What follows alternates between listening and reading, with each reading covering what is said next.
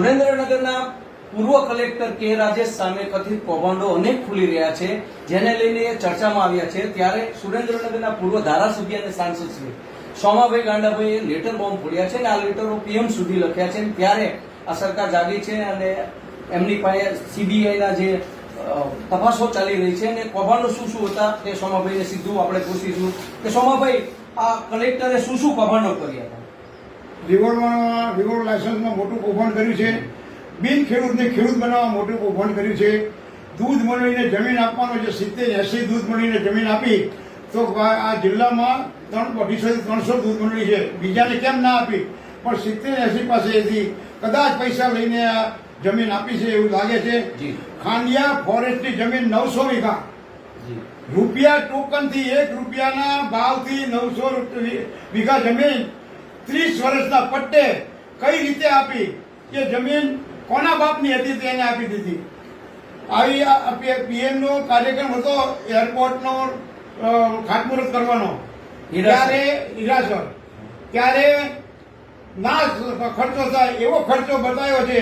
તમે વિચાર કરો કે એને 7,43,43,473 નો ખર્ચો બતાવ્યો। કોઈ પણ પીએમનો કાર્યક્રમ હોય તો 1.5 કરોડથી વધારે ખર્ચ થતો નથી, પણ આ ખર્ચ ક્યાં નાખ્યો? એ માટે અમે સીબીઆઈને જયારે તપાસ કરી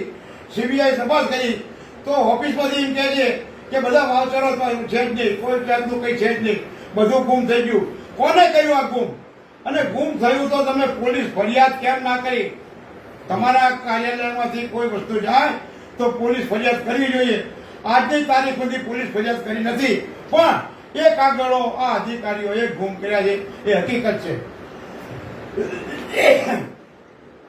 તલનું તેલ એના માટે માગે વિચાર કરો, માલિશ કરવા માટે।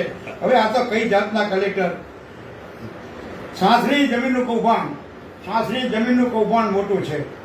આવી જ રીતે જયારે સીએમનો કાર્યક્રમ હતો 15મી ઓગસ્ટનો, એમાં પણ એને 1,19,93,841 રૂપિયાનો ખર્ચ કર્યો। ક્યાં કર્યો, કેવી રીતે કર્યો?